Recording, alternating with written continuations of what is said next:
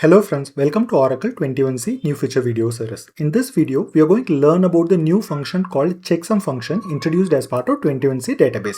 So basically what I'm going to take you through is the documentation from Oracle and what is the CHECKSUM function is all about, and I will show you two real use cases where this will be very helpful, and I will wrap up this video with a live demo of covering all the scenarios. Okay, let's start with the Oracle documentation. So here is the syntax for usage of CHECKSUM. So this is very similar to any other function where we are going to give input as either a simple value or a group of value. So the syntax is simple.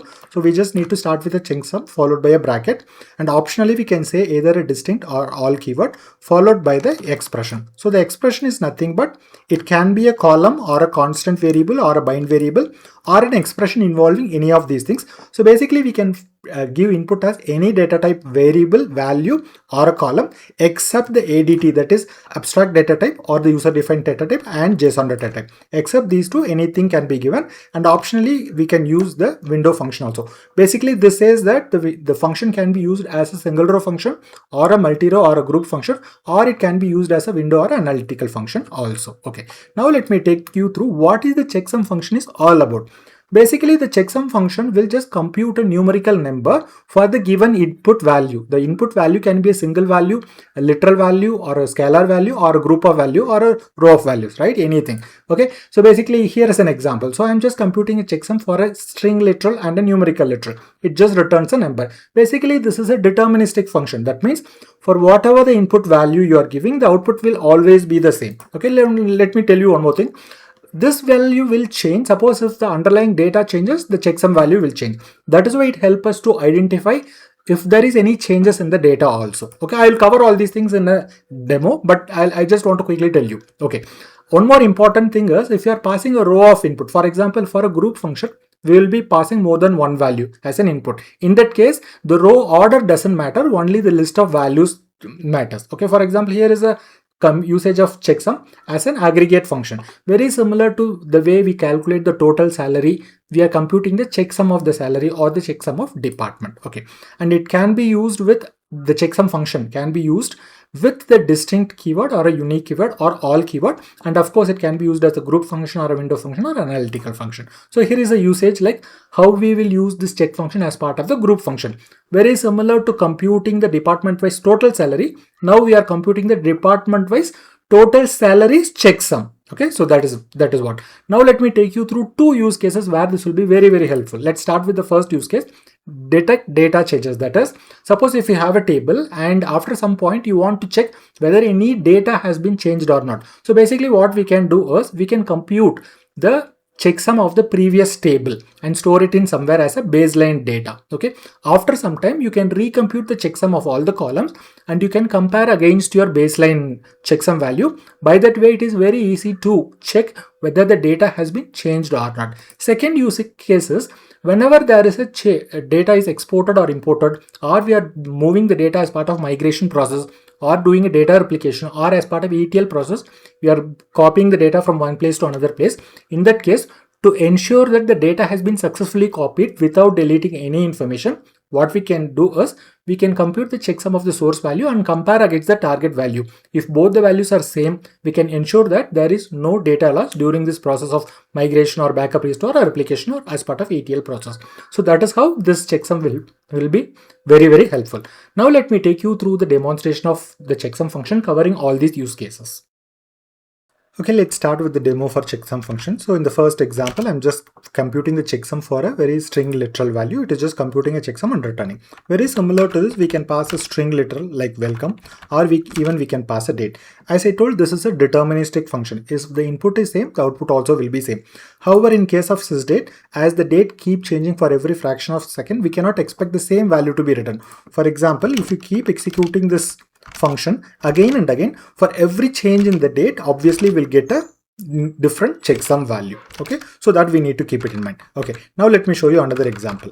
So here I'm trying to compute a checksum for a date value. Okay, now let me show, I just want to show you the difference in the checksum output even if there is a small change in the seconds. Okay, so let me try to compute the checksum for exactly the same value again. So that I just copied the same date again. That's why the checksum value was exactly same. Now let me change the seconds to 3.5. Okay, now let me recompute. Now if you can see here, the checksum is different. So that is what I told. The checksum is a deterministic function. For the same input, the output will be same. That's why it is very helpful to compare the values also in some scenarios. Okay, now let me show you another example. So here we are computing the total salary. Very similar to this, we can even compute the checksum of salary. So here the input is nothing but the list of salary values. So as I mentioned, it will compute the checksum based on the list, and the order doesn't matter. Even if the order changes, the result will be same. Okay, now let me show you one more example. So we have computed the checksum for salary. Let me compute the checksum for department number. So here we are passing the list of department number and we are computing the checksum. So one more thing, as part of checksum, we can have some options to specify the keywords like all, unique, or distinct. The default is all. Even if we are not specifying the keyword all, the result will be the same because this is the default. That is why you can see the checksum of this checksum department number as well as the checksum all of department number is exactly same.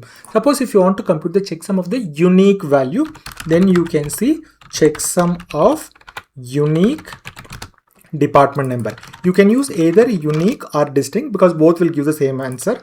Let me copy and just put it as like distinct also. So you can use either unique or distinct. So for both unique and distinct, you will get the same answer. So this is slightly different from the all option because all will try to compute the checksum for the complete list, whereas the unique or distinct will try to compute the checksum for the particular unique list. Okay, so that's the only difference. Okay, now let us see one more example. So here I am trying to compute the checksum for the group of salary grouped by department number. So this is the way we use the checksum as a group function. In the first three examples, checksum we are using as a simple function, so our single row function. Here we are using as an aggregate function. Okay, now let me show you one more example, the usage of checksum as part of analytical function. Now if you see here, now we know that analytical function here, right? So the sum of salary order by sal. Let me put, instead of order by sal, let me put order by employee number, and let me say order by employee number here. Okay, now if you see here, so the fourth column is nothing but the output of the window function, the total salary, that is the running total of the salary. So here we will get the checksum in the same order. For example, this would be the checksum of 800, and this value will be checksum of two rows, that is 800 and 1600. Similarly, this value will be the checksum output of 800, 1600 and 1250. Even if you try to compute the checksum for 800, you will get exactly the same value. Let me show you that. So first I am trying to compute the checksum of 800. Now you can see these two values are exactly same. For the next row is nothing but the checksum of 800 and 1600. Let me show you the query. Suppose if I am trying to compute the checksum for 800 and 600. So I just put it in an inline view, 800 and 1600. In the outer query, I am just computing the checksum. So you can see that the checksum of this value and this value is exactly same. Similarly, the checksum of the first three rows is nothing but 497451, right? So let me show you that as well. So here also we will get the same value, union select. So basically it is nothing but 1250 from dual. So now you can see here 497451. So here also you will get the same value. So this is how the usage of checksum works as part of the analytical function. Okay, let me show you one last use case of how checksum will help us to compute the difference in the data, if any. So I'm trying to create a two table. Okay, so table 1 and table 2, that is employee table 1 and employee table 2 is exact copy of employee.